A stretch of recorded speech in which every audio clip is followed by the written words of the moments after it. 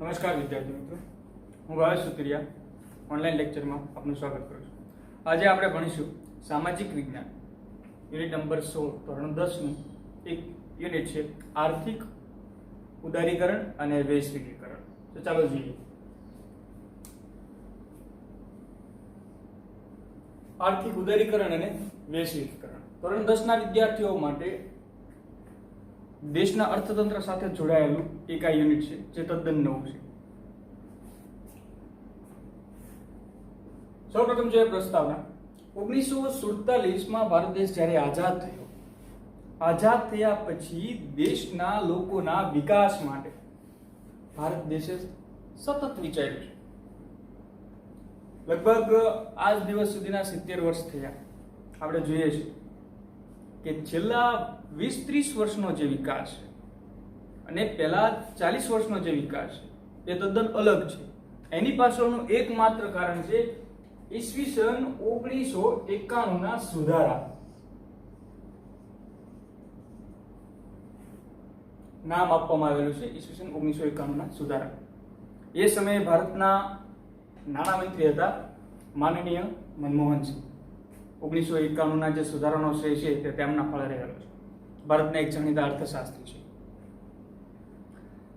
એમાં પહેલી બાબત આપણે જોઈએ કે 1947 પછીનો જે વિકાસ થયો એ વિકાસ કરવા માટે ભારત દેશે આયોજન પદ્ધતિ અપનાવવા માંડી. એ આયોજન પદ્ધતિ અંતર્ગત પંચવર્ષીય યોજનાઓ આવી. દરેક 5 વર્ષની યોજનાઓ છે એ અમલમાં મૂકવામાં આવી. ત્યાર પછી 5 વર્ષ પૂરા થાય ત્યાર પછી એના લેખાજોખા છે એ જોવામાં આવતા કે આમાંથી કેટલી પ્રગતિ થઈ, કેટલાય બાબતો સિદ્ધ કરવામાં આવી વગેરે વગેરે. પંચવર્ષીય યોજનાઓ દરેક સમયે સફળ નથી, પરંતુ અસફળ પણ નથી. જેટલી જોઈએ તેટલી સફળ નથી, પરંતુ અસફળતા પણ પ્રાપ્ત નથી થઈ. પ્રથમ પંચવર્ષીય યોજના, દ્વિતીય પંચવર્ષીય યોજના, 5 વર્ષની એક યોજના ભારત દેશના વિકાસ માટે સતત કામ કરે છે. અને આપણે અત્યારે હું અને તે બધા છીએ એની પાછળનું કારણ જ કંઈક આવું છે કે 1991ના જે સુધારા થયા ત્યાર પછી મારા તમારી દરેકના જીવનમાં જે પરિવર્તન આજે આવેલું છે તેની પાછળનું કંઈક કારણ આ 1991ના સુધારા પણ રહેલા છે. એ 1991ના સુધારાની અંદર નાણાકીય નીતિ, રાજકોષીય નીતિ અને ઔદ્યોગિક નીતિ. નાણાકીય નીતિ એટલે દેશના અર્થતંત્ર સાથે જોડાયેલી બાબત. રાજકોષીય નીતિ એટલે દેશનો વ્યાપાર તુલા વગેરે વગેરે આ સામાન્ય બાબતો છે. ઔદ્યોગિક નીતિ જે આજના સમયે કોઈ પણ દેશ માટે સૌથી અગત્યની બાબત છે. આજની 21મી સદીમાં જો જોવામાં આવે તો જે દેશ ઉદ્યોગ ક્ષેત્રે સૌથી આગળ છે એ જ દેશનો વિકાસ છે એ સૌથી આગળ છે. આપણે વિકાસ, ઔદ્યોગિક નીતિ વગેરે શબ્દો આપણા મનમાં આવે ને તરત જ આપણને અમેરિકા યાદ આવી જાય, યુરોપના દેશો યાદ આવી જાય. કારણ કે એ બધા દેશો ઉદ્યોગ કે ટેકનોલોજી ક્ષેત્રે આગળ છે અને તે દેશો વિકસિત પણ છે અને વિકાસ કરી પણ રહ્યા છે. ભારત પણ એમાંનું એક છે, પરંતુ ભારતમાં આર્થિક વિકાસનો દર થોડો ધીરો છે. 1991 પછી જે ભારત દેશનો આર્થિક વિકાસ થયો એ આપણા માટે એક અદ્વિતીય સિદ્ધિ ગણવામાં આવે છે. 1991ના સુધારાનો પહેલો એક ટોપિક આપણે આજે ભણવાના છે, જે ટોપિકનું નામ છે આર્થિક ઉદારીકરણ. આર્થિક ઉદારીકરણનો અર્થ શું થાય? આર્થિક ઉદારીકરણ એટલે ખાનગી ક્ષેત્રો ઉપર જે અંકુશો હતા એ અંકુશો ધીરે ધીરે ઓછા કરવા. તે કેના ટોપિકમાં જેનું કંઈક અર્થ દેખાય છે ઉદારીકરણ એટલે કે ઉદાર નીતિ અપનાવવી. કે કોઈ પણ ઉદ્યોગ છે તો એ ઉદ્યોગો ઉપર કેટલા પ્રકારના નિયમો છે અને એ નિયમોનું પાલન કેવી રીતે કરવામાં આવે છે. આપણે એનો અર્થ જોયો કે ખાનગી ક્ષેત્ર પરના અંકુશો ક્રમશઃ ઘટાડવા. જો નાબૂદ નથી થયેલા. આજે પણ તમે કોઈ પણ પ્રકારનો ઉદ્યોગ શરૂ કરો, કોઈ પણ પ્રકારનું નાની કારખાનું અથવા ફેક્ટરી શરૂ કરો તો પરમિશન તો ગવર્મેન્ટની લેવી જ પડે છે, પરંતુ એની પદ્ધતિમાં બહુ મોટું અંતર છે. આર્થિક ઉદારીકરણના સુધારામાં પહેલી બાબત છે કે 18 જેટલા જાહેર સાહસો સિવાયના બાકીના તમામ જેટલા જે ઉદ્યોગો છે, તમામ જે જાહેર સાહસો છે એના પરથી પરવાના પદ્ધતિ છે એ હટાવી લેવામાં આવે. એક પ્રકારે મંજૂરી છે એ લેવી જરૂરી બનતી નથી. ઘણા ઉદ્યોગો એવા હતા કે જે ઉદ્યોગો એ સમય દરમિયાન વિકાસ કરતા હતા, પ્રોફિટ કરતા હતા, નફો કરતા હતા, પણ મોટા ભાગના જાહેર સાહસો એવા બન્યા કે એ સમય દરમિયાન કોઈ પણ પ્રકારનો પ્રોફિટ કરતા ન હતા. હવે જોઈએ આપણે ત્યાંથી કે શા માટે 18 જેટલા સાહસો લેવામાં આવ્યા. 1991 પહેલાની નીતિ એવી હતી કે મોટા ભાગના જે ઉદ્યોગો હતા એના ઉપર સંપૂર્ણ હસ્તગત અથવા તો એક પ્રકારે કહીએ તો સંપૂર્ણ ઇજારાશાહી સરકારની હતી, પરંતુ મોટા ભાગના ઉદ્યોગો ખોટ કરતા હતા. એટલે 1991 ના સુધારા કઈ કેવા આવ્યા કે જે ઉદ્યોગો ખોટ કરે છે અથવા તો જે કઈ ભૂલો થયેલી છે એ બધી ભૂલો સુધારીને એક નવી જ નીતિ અપનાવી, જેને આપણે આર્થિક ઉદારીકરણ અને વૈશ્વિકીકરણની નીતિ કહેવામાં આવે છે. બીજી બાબત, રેલવે અણુ સંરક્ષણ સિવાયના તમામ ખાનગી ક્ષેત્રો છે, રેલવે અણુ અને સંરક્ષણ એની સિવાયના જેટલા ક્ષેત્રો છે એ બધા ક્ષેત્રો છે એ ખાનગી વ્યક્તિ માટે, ખાનગી કંપની માટે અથવા ખાનગી ક્ષેત્ર માટે ખોલી નાખવામાં આવ્યા. હવે જોઈએ જો અણુ સંરક્ષણ અને રેલવે સિવાયના જો ક્ષેત્રો ભારત દેશની અંદર ખાનગી વ્યક્તિ માટે, ખાનગી સંસ્થાઓ માટે જો છૂટા કરી દેવામાં આવે તો સ્વાભાવિક છે કે ભારતનો દરેક એક એવો વર્ગ ઊભો થશે કે જે કોઈ પણ ધંધાની અંદર રોકાણ કરવા માટે તૈયાર થશે. એટલે એટલીસ્ટ આ મુદ્દો કંઈક એવો સૂચવે છે કે ઉદ્યોગો તરફનો ઝોક વધારો અથવા ઉદ્યોગો તરફ ભારતના લોકો કે ભારતના રોકાણકારો વધારે પ્રેરિત બને. આગળની બાબત છે, પ્રદૂષણ અને પર્યાવરણને જોખમી ન હોય તેવા ઉદ્યોગો માટે કેન્દ્ર સરકારની પરમિશનની જરૂરિયાત રહેતી નથી. પહેલા કંઈક એવા નિયમો હતા કે તમે કોઈ પણ ઉદ્યોગ શરૂ કરો, મોટા પાયાનો ઉદ્યોગ હોય તો તમારે સ્ટેટ ગવર્મેન્ટ કે સેન્ટ્રલ ગવર્મેન્ટની પરમિશન લેવી જરૂરી હતી. અને સ્ટેટ ગવર્મેન્ટ અને સેન્ટ્રલ ગવર્મેન્ટની માત્ર ગવર્મેન્ટની નહીં પણ ગવર્મેન્ટના અલગ અલગ ઘણા બધા પ્રકારના જે ડિપાર્ટમેન્ટ હતા એ દરેક ડિપાર્ટમેન્ટની જે મંજૂરી છે એ આવશ્યક બનતી. પરંતુ દરેક ઉદ્યોગ છે એ પર્યાવરણ અને પ્રદૂષણને અસર કરે તેવા નથી હોતા. ઘણા ઉદ્યોગ એવા છે કે જેને પર્યાવરણ કે પ્રદૂષણ કે ભારતની જે પર્યાવરણ નીતિ છે એના ઉપર કોઈ અસર કરતી નથી. તો એવા ઉદ્યોગો માટે પર્યાવરણ કે પ્રદૂષણ ન ફેલાતા હોય એ ઉદ્યોગો માટે કોઈ પણ પ્રકારની પરમિશનની જરૂરિયાત રહેતી નથી. હા, આપણે જોઈએ નિરમા કંપની આપણે ભાવનગરની બાજુમાં છે, એ કંપનીને પર્યાવરણ મંત્રાલય ભારત સરકારની પરમિશન લેવી જરૂરી બની હતી. એની પાછળનું કારણ કંઈક એવું હતું કે એ ફેક્ટરીમાંથી નીકળતું કંઈક કેમિકલ આજુબાજુના વિસ્તારને કંઈક રીતે અસર કરતું. જો આવું કંઈ ડિફેક્ટ હોય અથવા આવી કંઈ બાબતો હોય તો જરૂરથી પરમિશન લેવી પડે છે.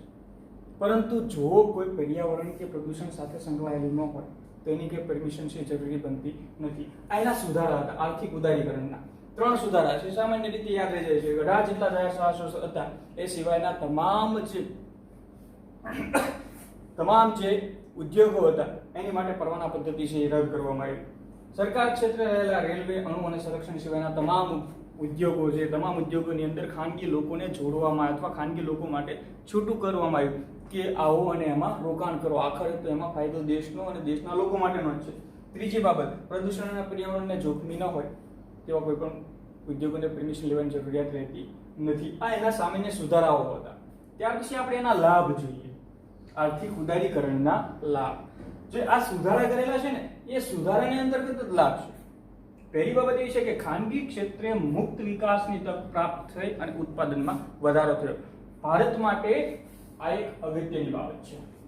ઔદ્યોગિક ઉત્પાદનમાં વધારો.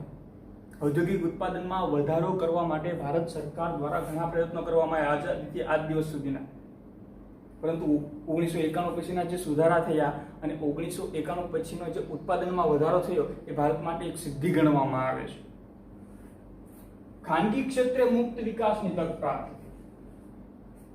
ખાનગી ક્ષેત્રે જે રોકાણ કરતા તેમને મુક્ત રીતે કોઈ પણ પ્રકારની પાબંદી અથવા કોઈ પણ પ્રકારના વધારાના નિયમો વગર તેમને ખુલ્લી છૂટ આપવામાં આવી કે જેના કારણે ભારત દેશની જે ઘરેલું ઉત્પાદન છે એમાં વધારો થયો, એ કોઈ પણ પ્રકારનું ઉત્પાદન હોય. બીજી બાબત, વિદેશ વ્યાપારને બળ મળ્યું અને વિદેશ વ્યાપારની વૃદ્ધિ થઈ. ખાનગી ક્ષેત્રે મુક્ત વ્યાપારની તકો પ્રાપ્ત થઈ. મુક્ત વ્યાપાર થતા ઉત્પાદનમાં વધારો થયો. તો કોમન બાબત છે, ઉત્પાદનમાં જો વધારો થાય તો વિદેશ વ્યાપારને બળ મળે જ, કારણ કે જેટલું ઉત્પાદન ભારત દેશની અંદર થતું તે દરેક જરૂરિયાત ભારત દેશના લોકો માટે ન હતી, ઘણી જરૂરિયાતો વિદેશના લોકોને પણ હતી. એટલે આ મુદ્દો કંઈક એ બાબતને અટેચ કરે છે કે ભારત દેશ આંતરરાષ્ટ્રીય ક્ષેત્રે કંઈક પ્રગતિ કરતું થાય અથવા આંતરરાષ્ટ્રીય વ્યાપાર છે એમાં ભારતનો હિસ્સો પણ વધે. ત્રીજી બાબત, વિદેશી હુંડિયામણના અનામત જથ્થામાં વધારો. કોઈ પણ દેશને ખરીદી કરવા માટે જે ચલણ, જે જથ્થો જોઈએ પૈસાનો, એ પૈસાના જથ્થામાં વધારો થયો. 1991 પછી સૌથી વધારે વિદેશી હુંડિયામણ ઉપર પણ ધ્યાન આપવામાં આવ્યું છે. એની પાછળના કારણો ઘણા છે કે જેમ જેમ લોકોની જરૂરિયાત વધતી ગઈ, જેમ જેમ લોકોની સગવડો વધતી ગઈ, તેમ તેમ એમની સગવડો અને જરૂરિયાત પૂરી કરવા માટે વિદેશથી ભારત દેશમાં માલ આયાત કરવો અનિવાર્ય બની ગયો. એટલા માટે વિદેશથી માલ જો આયાત કરવો હોય ભારત દેશની અંદર તો વિદેશી હુંડિયામણ જરૂરી છે. અને એ ક્યારે પ્રાપ્ત થયું કે જ્યારે વિદેશ વ્યાપારને બળ મળ્યું, ભારતમાં ઉત્પાદનનો વધારો થયો અને ભારતનું ઉત્પાદન છે એ વિદેશના માર્કેટોમાં મળવા લાગ્યું અથવા વેચાવા લાગ્યું, ત્યારે એ વિદેશથી આવેલું તમામ મૂડી એ ભારતના એક મજબૂત અર્થતંત્રની એક કડી ગણવામાં આવે છે.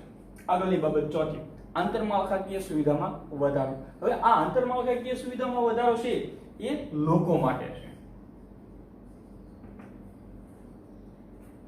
કારણ કે જો ખાનગી ક્ષેત્રે ઉદ્યોગ વધે, ખાનગી ક્ષેત્રે પૈસા આવવાની શરૂઆત થાય, દેશને ફાયદો થાય, લોકોને ફાયદો થાય, લોકોના જીવન ધોરણમાં સુધારો થાય, તો આ બધી જ બાબતોનો અંત કંઈક એવો છે કે જો દેશની આવક વધે, લોકોની આવક વધે તો લોકોની જરૂરિયાત વધે.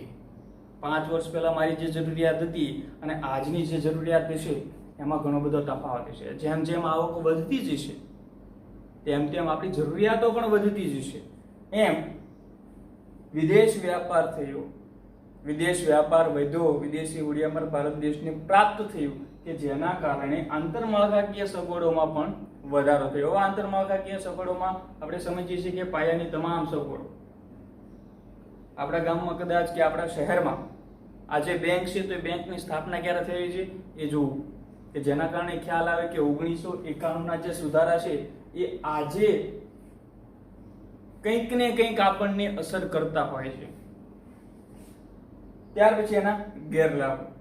પહેલા એના આપણે સુધારા જોયા, સુધારાથી જે લાભ થયા એ લાભ જોયા, તો ગેરલાભ સાથે સાથે હોય જ.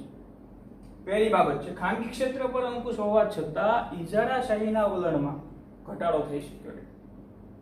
ઘણા ઉત્પાદકો એવા હતા કે ભારતમાં એક અને એક જ હોય માત્ર, કે જેના કારણે એ ઉત્પાદનનો સંપૂર્ણ ઇજારો એ વ્યક્તિના હાથમાં રહે. અહીંયા એક શબ્દ આવ્યો છે ઇજારાશાહી. ઇજારાશાહીનો મતલબ કંઈક એવો થાય કે આખા માર્કેટની અંદર એક જ વ્યક્તિ એનો ઉત્પાદક હોય.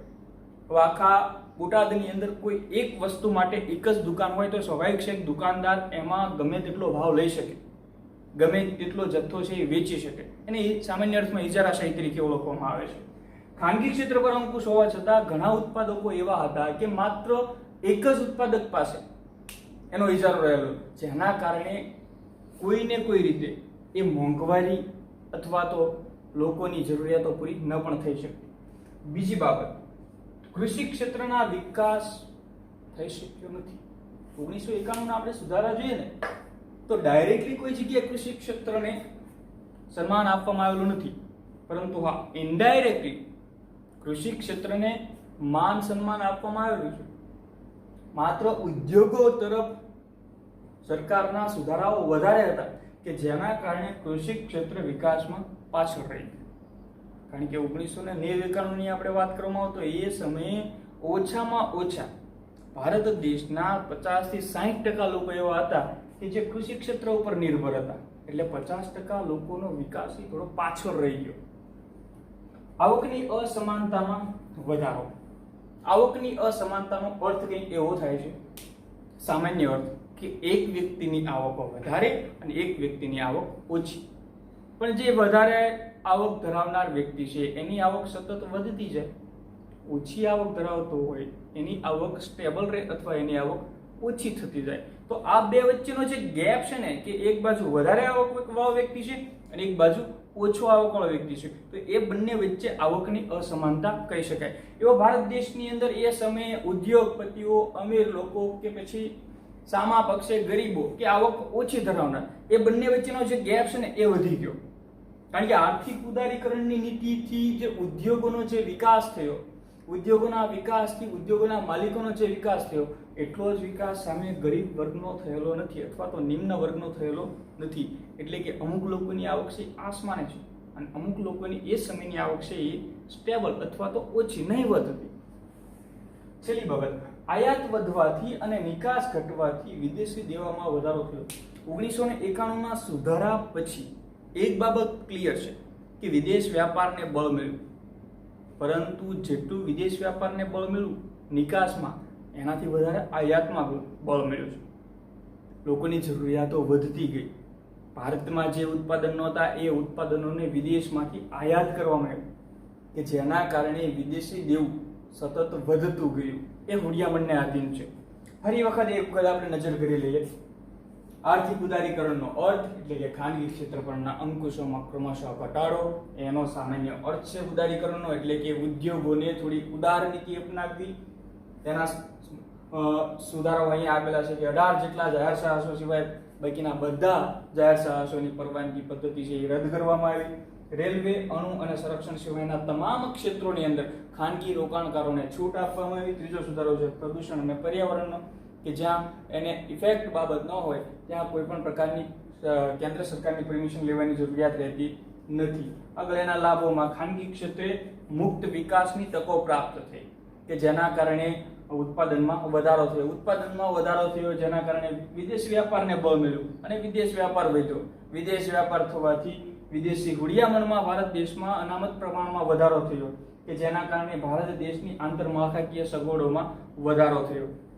ત્યાર પછી એના ગેરલાભ, ખાનગી ક્ષેત્ર પરના અંકુશ હોવા છતાં ઇજારાશાહીના વલણમાં ઘટાડો થઈ શક્યો નહીં. એટલે કે ઇજારાશાહી સંપૂર્ણ હજુ નાબૂદ થઈ શકી નહીં. કૃષિ ક્ષેત્ર વિકાસમાં પાછળ રહી ગયું, કારણ કે 1991ના સુધારામાં મોટા ભાગનો ઝોક છે ઉદ્યોગો તરફનો હતો.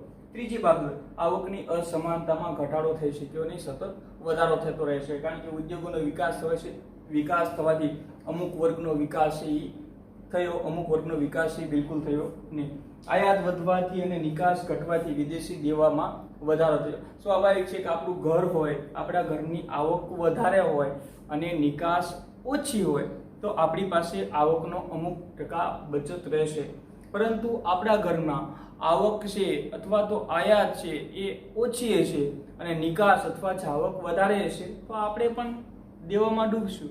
એ જ પ્રમાણે દેશના અર્થતંત્રની અંદર કે જો આવક વધશે, આયાત વધશે અને નિકાસ ઘટશે અથવા જાવક ઘટશે તો દેશ પાસે કંઈક અર્થતંત્રને મજબૂત કરવા માટે નાણું રહેશે. અહીંયા આપણે આ ટોપિક પૂરો કરીએ છીએ. Thank you.